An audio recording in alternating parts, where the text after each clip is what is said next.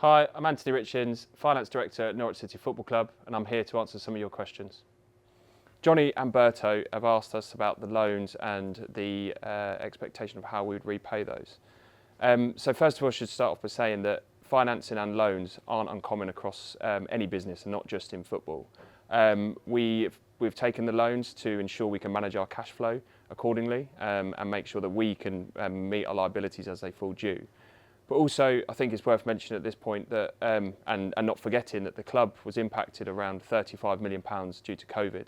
That obviously has a significant impact on the cash flow, and therefore the loans were enabled us to secure the strongest possible squad for the Premier League season. NI Canary and others have asked around the financial implications of us not being promoted at the end of the season and any changes may occur following that.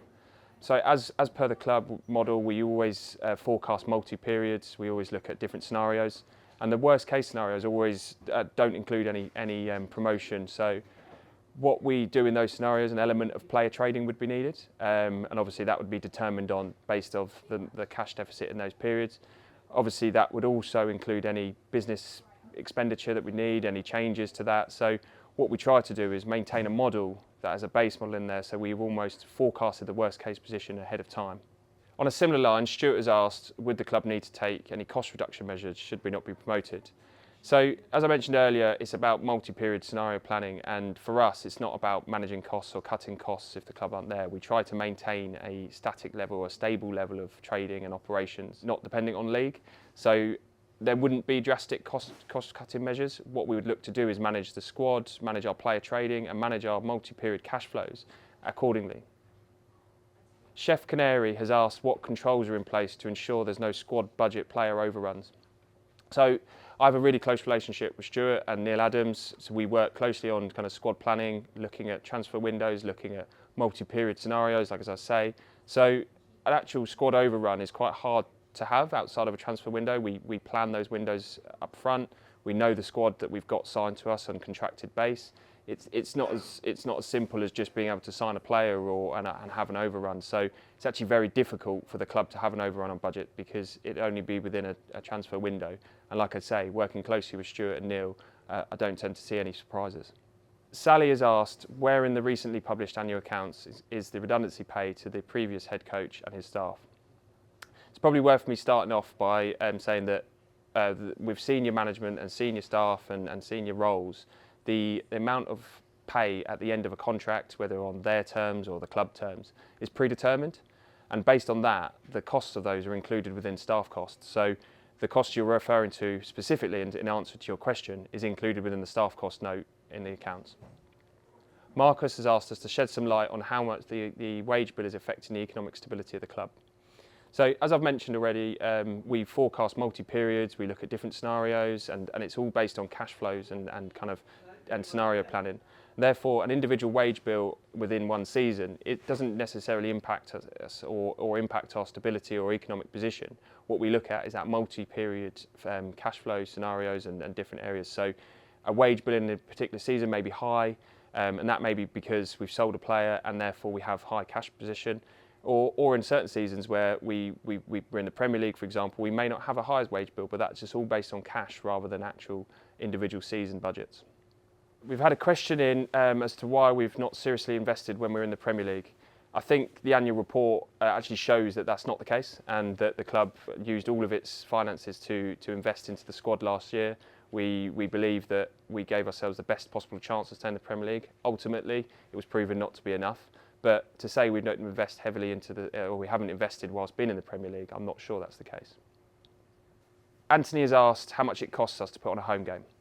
Well, it's very hard to determine an exact figure, but if you strip out kind of salaried staff and kind of fixed costs and just look at those operational costs, it costs us around £50,000 to £60,000 per game, depending on whether it's a day game, a night game, a police game. So it's in the region of £50,000 to £60,000. We've had a question about how player transfer income is reinvested into the club.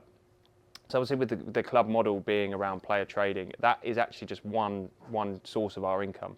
The club is committed to investing all of its funds and all of its income into its squads, its people, and also its facilities. So in direct answer to your question, we reinvest the money into the club. And last season, for example, if you take the sale of Emi Buendia, we then significantly invested into the squad to try and give us the best possible chance to stay in the Premier League.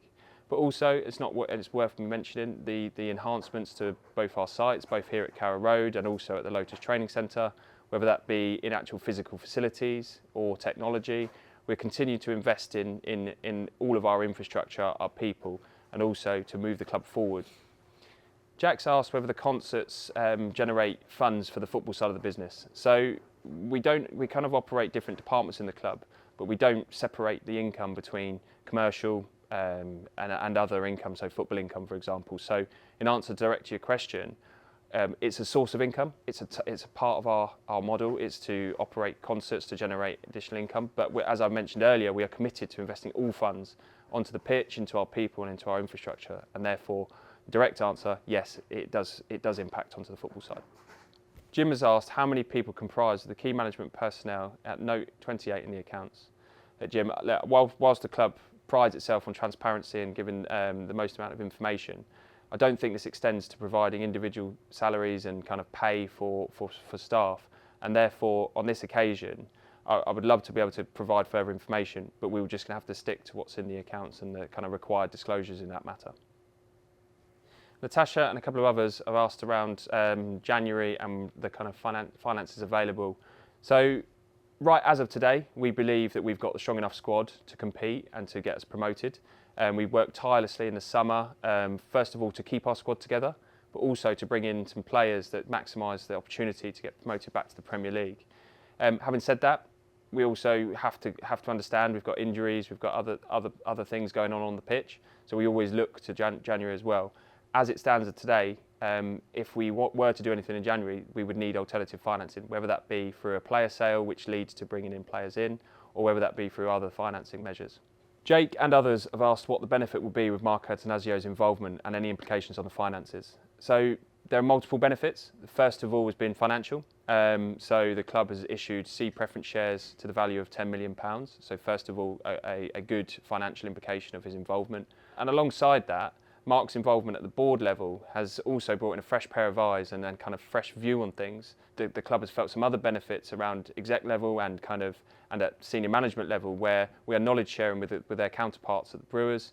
There are some trips lined up over the international break where specific staff members and team members will actually be able to meet their counterparts in Milwaukee. So hopefully the synergies will kind of keep flowing, and as and when we get to work with Mark more closely, that the benefits of that will keep growing. Matt has asked a question around the route I took to become FD at Norwich and the most challenging part of the role. So I'm a chartered accountant by background. I qualified with a medium-sized firm before moving to London and kind of going to a big four firm where I was lucky enough with Deloitte to work on a number of sporting clients. So my client list and my portfolio included the FA and Wembley Stadium, and also MK Dons, where I ended up working for 5 years as their FD before joining here in the summer of 2020. And since then, kind of led to me taking on the technology department and also joining the exec committee. So even in the sort of 2 and a bit years since I've been here, my role has grown and kind of as I look to kind of take on more of a strategic approach. The most challenging part of the role, I think, is the kind of magnitude and the multifaceted nature of the club and how many different areas we have. So one day I could be dealing with restaurants, working directly with Delia on the profitability of each individual restaurant. Next day I could be working with a data department and looking at investment in the technology in terms of looking at sports science and kind of maximising our on-pitch performances. So I suppose for me the most challenging part is making sure I'm across everything and making sure that I can give my expertise and kind of give help and financial help to all departments at once. Dan has asked whether there's any chance that safe standing can be accounted for in a budget. So I think we've mentioned safe standing a few times in kind of in meetings and with supporter groups, but it's very much on the agenda. So in terms of planning and what we're looking at is that we are currently under a tender process where we were looking to speak to suppliers who can actually fit the safe standing and rail seating at the stadium. And once we've got a supplier we believe we can work with, we'll be consulting with fans. So there needs to be a full consultation, because implemented rail seating, it may sound simple, but some people may not want to stand and may want a seat. and therefore we need to consult with those people in those areas where we're impacted, and ensure that everyone's experience at the stadium is kind of really thought out. So it would lead to full consultation and kind of full plans before we head and budget for the capital expenditure. We expect and hope that all going well, and we'd hope to implement some sort of form of rail seating and safe standing for the 24-25 season. I've been asked a question on our stadium development and kind of what will we look to upgrade and when will it be. So I think we've mentioned previously, we've worked with a world-class firm in Legends in looking at a feasibility study around full stadium development. So in direct answer to the question, what will we upgrade? I think that's still yet to be determined. What we'll do is work at phasing of programmes to ensure that we maximise and we don't lose any seating during the period. So there is phasing to consider, costs to consider, and then also return on investment. So a full range of services need to be, or full range of the feasibility study need to be answered. So we're working on it. We anticipate work again over the next couple of seasons. However, we need to make sure that we get this absolutely right, because what we can't do is make a decision now that may impact in 20, 30 years' time. So we believe that it's imperative that we get the right answers, we look at all of the facts, and therefore any stadium development also has that long-term vision on it. Ads Potter has asked a question whether we think it's okay that we charge the third highest prices in the division for season tickets. So first of all, it's not correct. We're the highest price in the division for our season tickets. And yes, we do think it's justifiable. It's all about supply and demand. So for us, we sell out on our season tickets, and therefore when we look at our pricing structures, we also look at whether fans are buying them and supporters are buying those tickets. And if we are, we believe that we're justifiable to charge the prices we are. And I think it's also worth considering this summer was the first time in 10 years that we'd actually increased our season tickets. So actually we believe that the pricing that we charge is fair. And also just worth mentioning, as I mentioned earlier, in the Premier League we don't increase our prices. But actually when we were in the Premier League last year, we were actually the 13th highest. And considering locations and geographic locations, that actually we believe that's, again, a fair representation of our position within the football pyramid. Sam has asked, when will the club put together a clear plan for the fans? Well, I think it's worth looking at the annual report as a kind of example of this. Not only do we make it more interactive, but we also set out our priorities and our vision. And I think it's worth remembering that we always are striving to be an established Premier League club. But within the annual report this year, we set out the key priorities and the key milestones and the club's continual development to ensure that we're always focusing on that ultimate goal to be established in the Premier League. Mark has asked whether the club are happy with the current disconnect between the club and its fans. Well, I think first of all, this has been very much overplayed by social and through the media.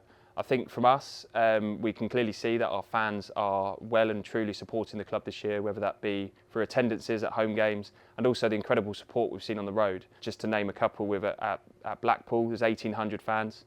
At Sheffield United, we had 2,800 fans there. So I think to say there's a disconnect between the fans and the club, I'm not sure that's the case. I think the one thing I look at when you mention this is the atmosphere at Carrow Road and some of the home games.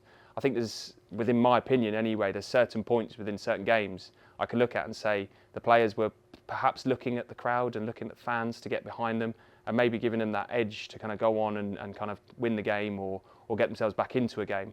And I think at those points, I'm not sure the crowd has been there for them. And therefore, in this situation, for me, it's a bit of a chicken and egg situation where the fans are looking for the players to spark that relationship and that kind of connection. But the players need that kind of support, really, and to be able to fire themselves. So, in my opinion, the disconnect isn't really there. It's more of a kind of support level at Carrow Road, which will kind of fire that into place. Nathan's asked why the club are scared of facing real journalists. First of all, just say we're really proud of the relationship we've had with our local media over the last few seasons. The media are provided access to players after every game, win, lose or draw. They're invited to the Lotus Training Centre after every game and pre every game as well.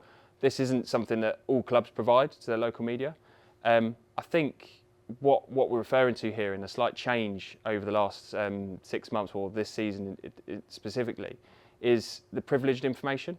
Previously, the club would provide local media privileged information ahead of time.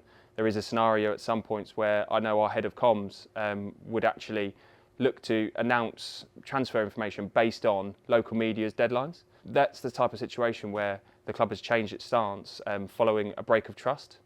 And therefore, that's the only part for us that's changed over the last period and this season. Also, I think it's probably worth noting that we are really proud of our in-house content and our in-house channels, whether that be our recently launched app, where we're engaging with our supporters kind of unrivaled levels. So from us, it's all about engagement and ensure that people feel connected to the club in other ways. And that doesn't necessarily have to be through the local media channels. So we look to grow our content, we look to grow our communication strategy.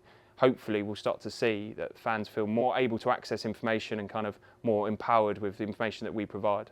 Thank you for all your questions. Sorry I couldn't get through them all, but hopefully we've been able to provide you with some insight to the inner workings of the football club and specifically around the finance team.